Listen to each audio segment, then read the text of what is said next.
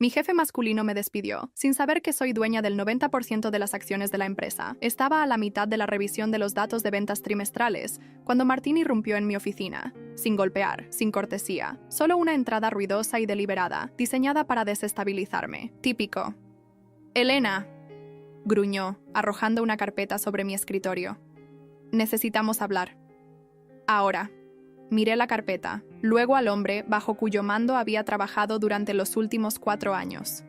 Martín Rees, el tipo de hombre que nunca miraba 2 veces a las mujeres en la oficina, a menos que necesitara café o alguien que organizara su calendario. Le gustaba el poder, y más que eso, le gustaba recordarle a los demás que lo tenía. Aún así, me mantuve tranquila. Siempre lo hacía. «Por supuesto», respondí, señalando la silla frente a mí. No se sentó. En cambio, se quedó de pie, imponente. La junta decidió reestructurar el equipo de liderazgo. Estamos tomando una dirección diferente y, francamente, necesitamos personas que puedan liderar, no solo seguir hojas de cálculo.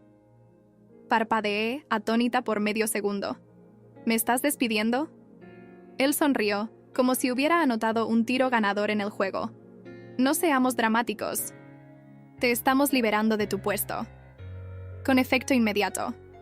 Sin advertencia, sin evaluación de desempeño y, por supuesto, sin reconocimiento de que mi departamento acababa de entregar el mayor crecimiento de ingresos en 3 años. «Ya veo», dije en voz baja. «¿Puedo preguntar por qué?» Su tono era cortante. «Te falta visión. Gestionas tareas, no personas. Y seamos honestos, esta industria necesita liderazgo fuerte, asertividad, confianza, cualidades que no has demostrado exactamente». Ahí estaba, sin disimulos. Un golpe a mi género, envuelto en palabras de moda y palabrería corporativa. Él no me veía como líder, no porque no hubiera dado resultados, sino porque no encajaba en su molde anticuado. «Entiendo», dije, con la voz firme, neutral. Martín entrecerró los ojos, claramente desconcertado por mi compostura. Esperaba indignación, tal vez incluso lágrimas, pero aprendí hace mucho a controlar mis emociones en salas de juntas llenas de egos. «Necesitaré tu tarjeta y la laptop de la empresa al final del día», añadió. «Se desactivará tu acceso a las 5:00 p.m. Recursos Humanos tiene los detalles de tu liquidación». Asentí y me levanté, extendiendo la mano. «Gracias, Martín. Aprecio la claridad». Él dudó, pero estrechó mi mano. «Buena suerte allá afuera». Cuando dio la vuelta y salió, satisfecho con su pequeño triunfo, me senté de nuevo y exhalé lentamente. Mis manos no temblaban. Mi respiración no se aceleró. De hecho, me sentí más ligera, porque lo que Martín no sabía, lo que nadie en ese edificio sabía, era que no solo era jefa de departamento. Hace 2 semanas, algo cambió, algo grande,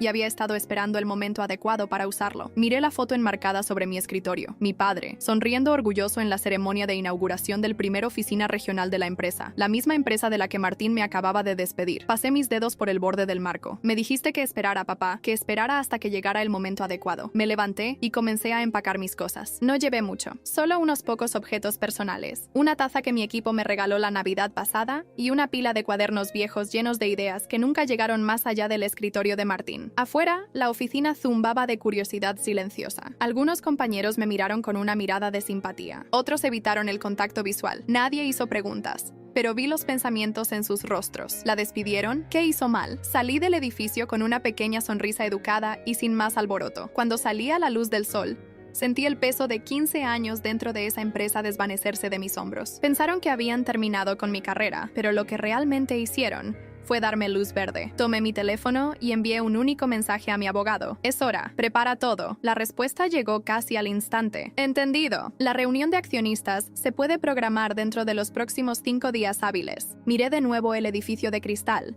brillando al sol. Martín pensaba que esto había terminado, pero no tenía idea de lo que se venía. La próxima vez que entre en esa sala de juntas, no lo haría como empleada, lo haría como su accionista mayoritaria, y la sonrisa que llevaría ese día sería real. 2 semanas antes, me había sentado en la tranquila oficina de madera del abogado de mi familia, mirando un documento que no podía abrir hasta que el reloj marcara las 12 de mi cumpleaños número 30.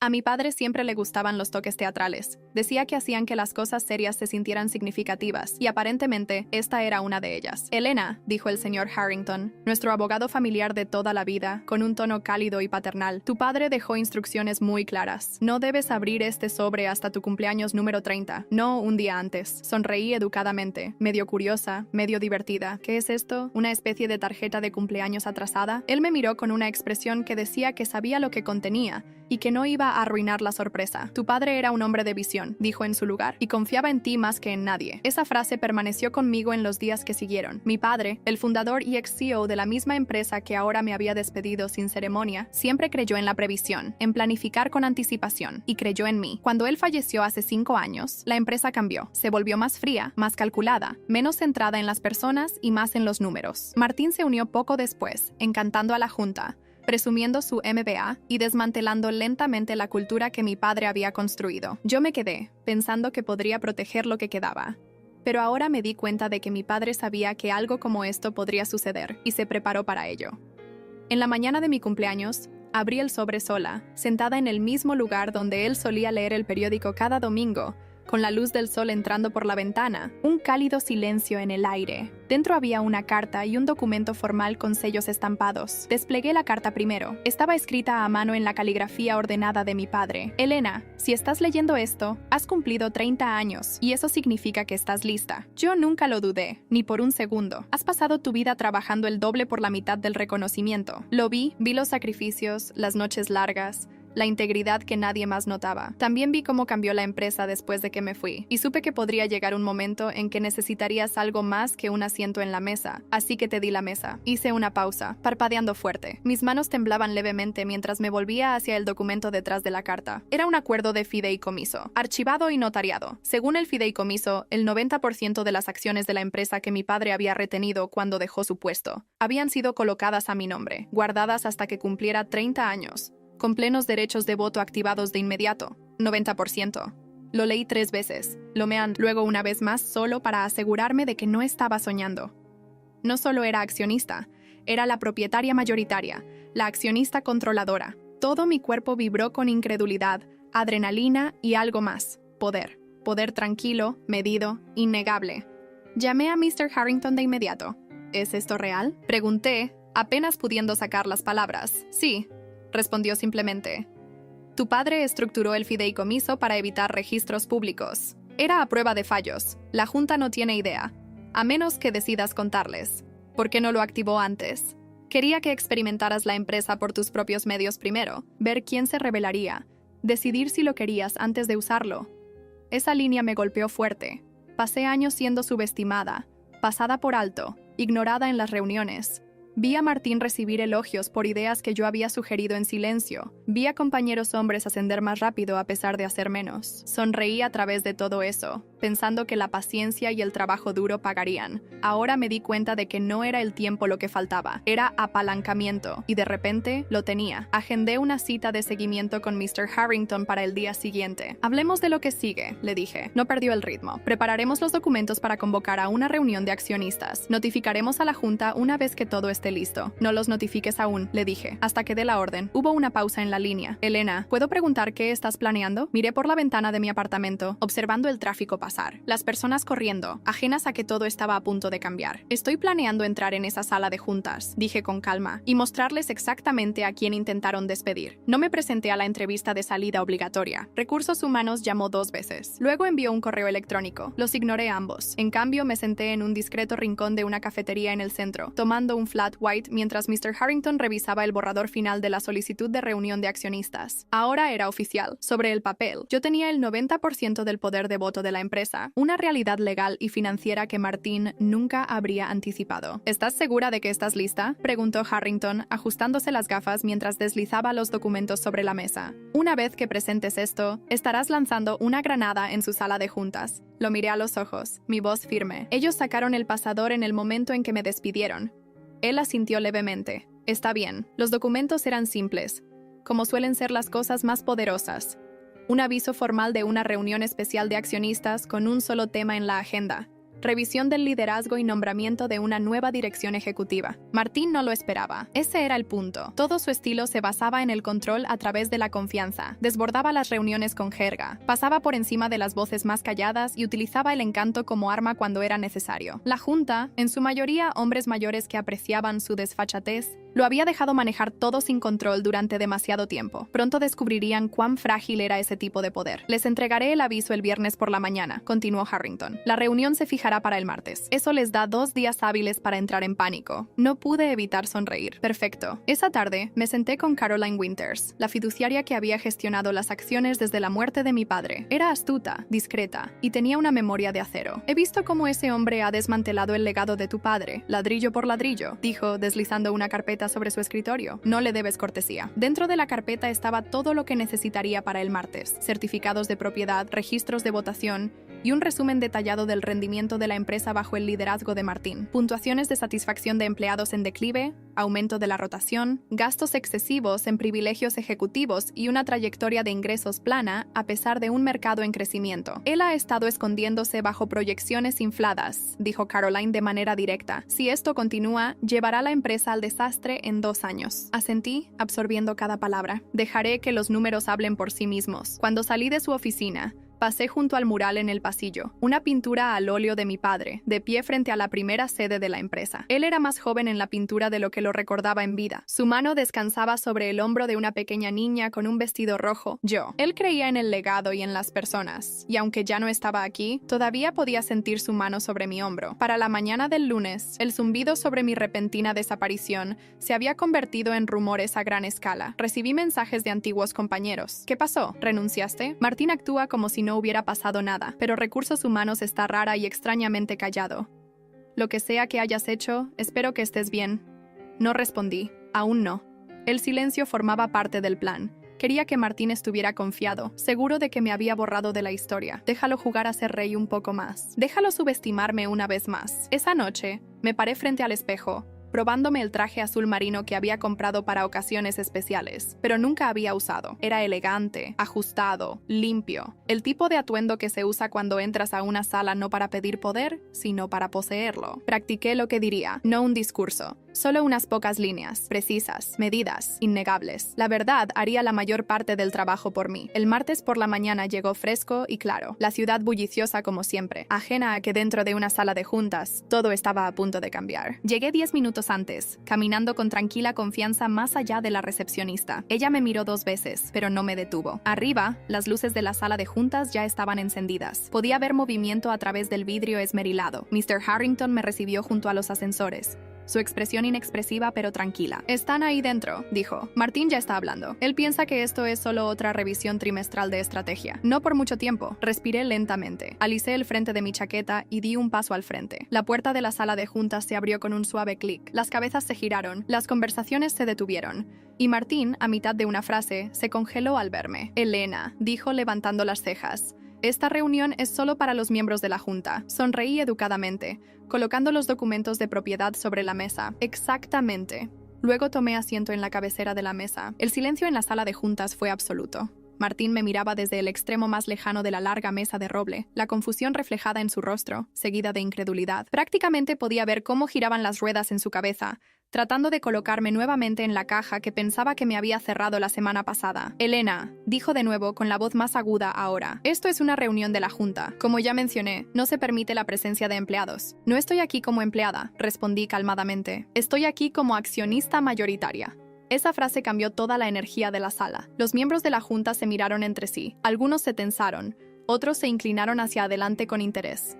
Uno de ellos, el señor Dalton, que había estado en la empresa desde los tiempos de mi padre, miró el documento que había colocado frente a él. Luego me miró a mí con las cejas levantadas. «¿Es esto correcto?», preguntó, ajustándose las gafas. «Lo es», respondí. «El 90% de las acciones de la empresa me fueron transferidas a través de un fideicomiso familiar cuando cumplí 30 años. Todos los documentos están en orden, archivados, notariados y presentados de acuerdo con la gobernanza corporativa». Martín miró de mí al señor Harrington, quien estaba desplegando calmadamente una copia del certificado de propiedad y se la entregaba al secretario de la Junta. «No puedes estar hablando en serio», se burló Martín, subiendo la voz. «Esto es absurdo. ¿Por qué tu padre?» «Porque confiaba en mí», interrumpí, «y porque sabía exactamente lo que esta empresa se convertiría sin supervisión». La sala quedó en silencio nuevamente. Todos sabían lo que quería decir, aunque no lo dijera explícitamente. Desde la muerte de mi padre, Martín había convertido la cultura en algo tóxico. Recompensaba la lealtad sobre la competencia,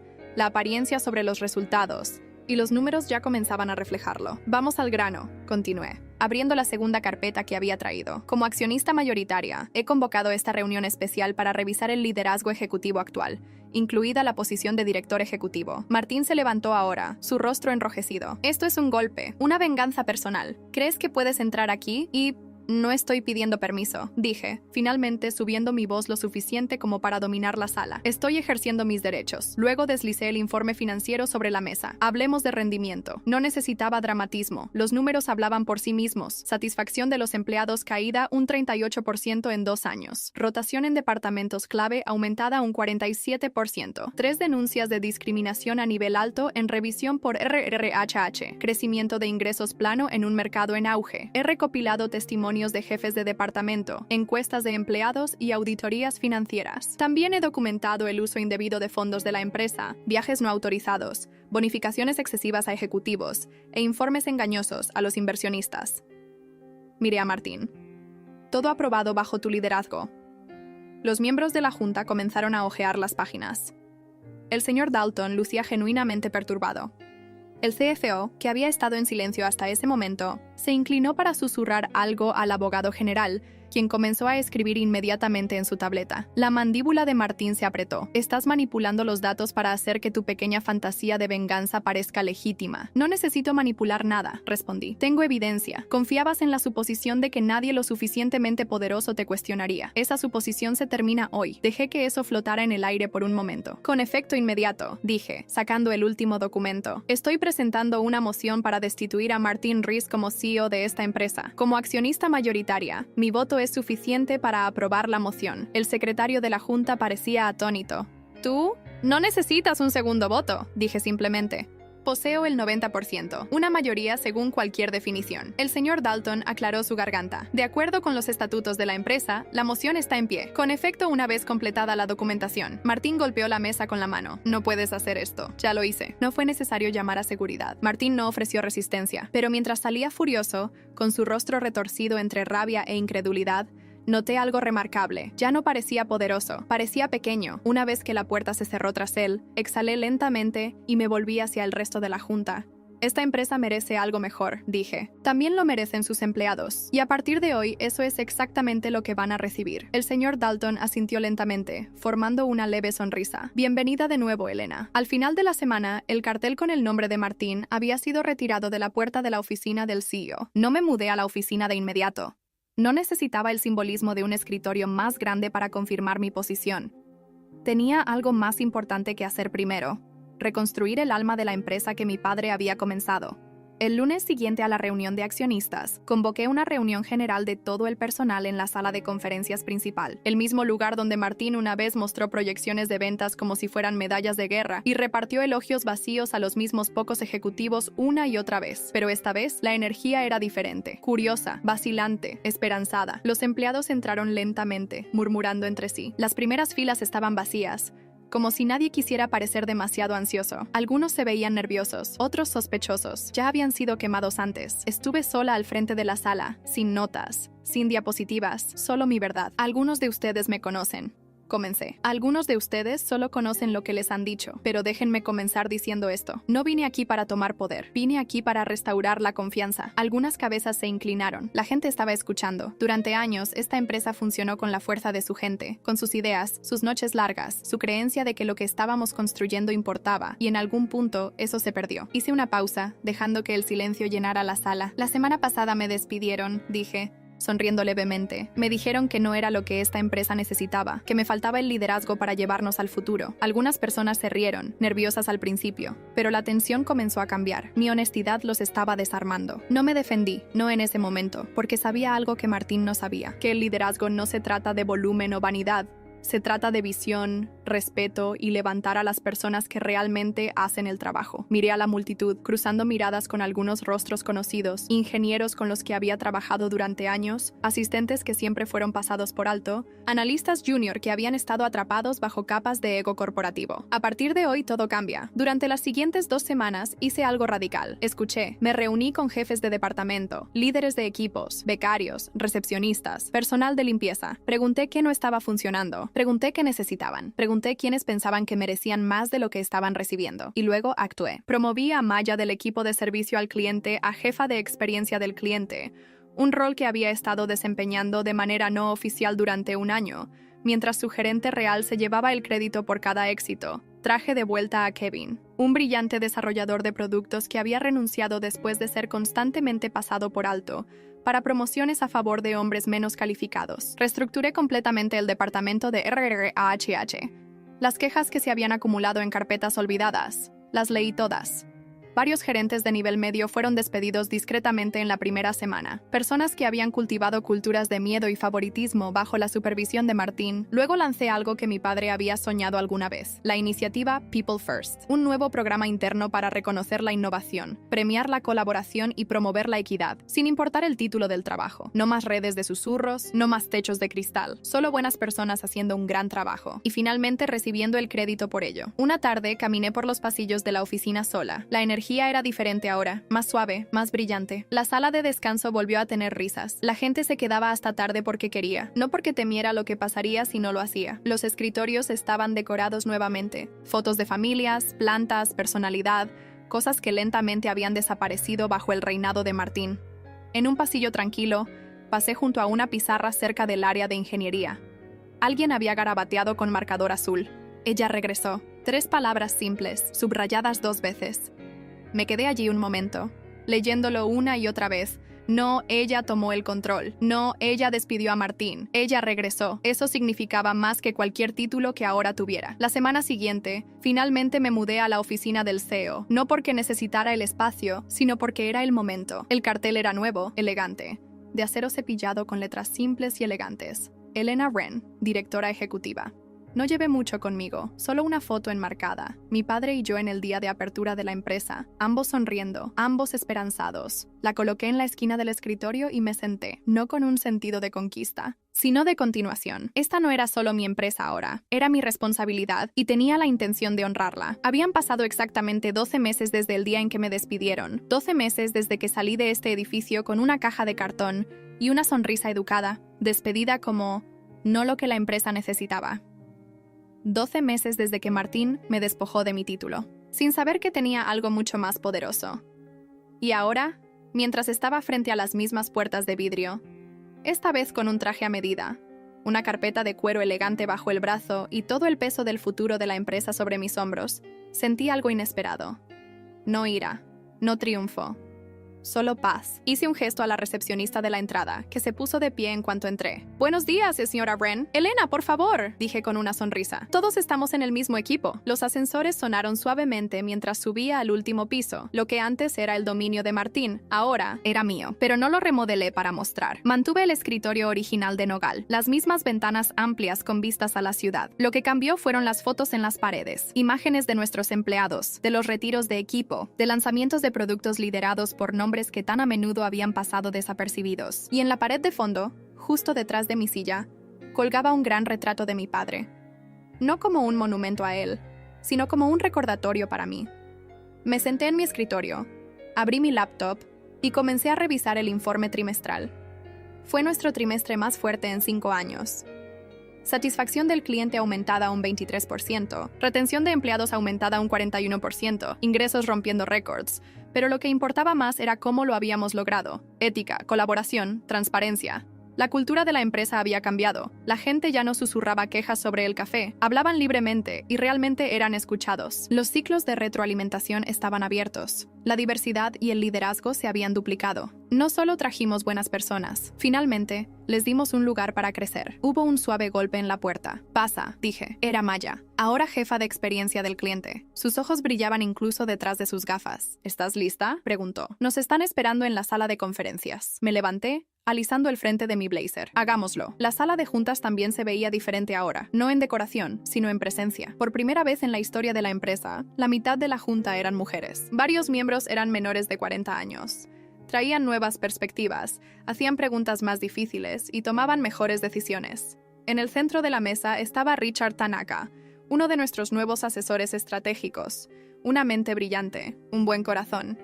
El tipo de persona en la que mi padre habría confiado. Antes de comenzar, dijo Richard señalándome, Elena tiene unas palabras. No planeaba hablar, pero estando allí con todos los ojos sobre mí, no en juicio, sino en respeto, me di cuenta de algo. Este era el momento para el que mi padre me había preparado. Quiero agradecerles a todos, dije, por creer en el cambio, por tomar decisiones difíciles cuando las fáciles habrían sido más seguras, y por ayudarme a reconstruir una empresa que pone a las personas antes que el poder. Hice una pausa, dejando que las palabras calaran. Alguien una vez me dijo que me faltaba liderazgo, continué, pero el liderazgo no se trata de volumen o título. Se trata de visión, responsabilidad y el coraje de hacer lo correcto, especialmente cuando es inconveniente. Sonreí, no para mostrar, sino por genuino. Mi padre construyó esta empresa con esos valores. Me enorgullece decir que finalmente estamos cumpliéndolos nuevamente. Un breve silencio, luego aplausos, no estruendosos, solo cálidos, genuinos, de los que permanecen contigo. Esa tarde, tomé el camino largo de regreso a mi oficina, pasando por cada departamento, el mismo camino que solía recorrer cuando era solo una cara más en la multitud. Me detuve a chequear con los equipos, a reír con los desarrolladores, a dar 5 a los becarios de marketing que acababan de lograr su primera gran campaña. En la sala de descanso, alguien había hecho cupcakes para el último día de un becario. Tomé uno, me senté entre ellos y hablé de cosas sin importancia durante 20 minutos, porque esto no era solo una empresa. Era un lugar donde las personas sentían que pertenecían. Y eso, más que los precios de las acciones, los títulos o la venganza, era la verdadera victoria. Recuerda dejar tu like y suscribirte para más videos. Nos vemos en otra historia.